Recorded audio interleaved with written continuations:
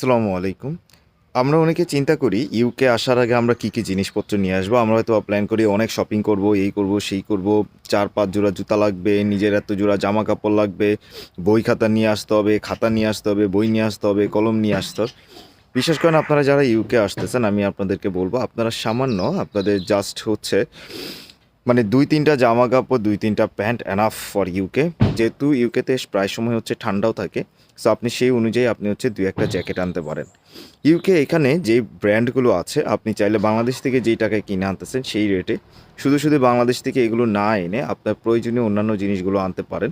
জামাকাপড় এত বেশি আনার খুব বেশি একটা প্রয়োজন নেই। আপনি যদি যেই জিনিসগুলো মনে করছেন যে এই জিনিসগুলো আপনার সবসময় আপনার সাথে থাকা প্রয়োজন, আপনি চাইলে সেই জিনিসগুলো আপনার সাথে রাখতে পারেন। এটাই সবচেয়ে বেস্ট অপশন। সো আপনারা যারা এখানে আসেন তারা আসলে ওই জিনিসগুলো বিবেচনা করেই তারপর আসবেন। এতে করে আপনার অনেক বেশি ভার বহন করতে হবে না। আর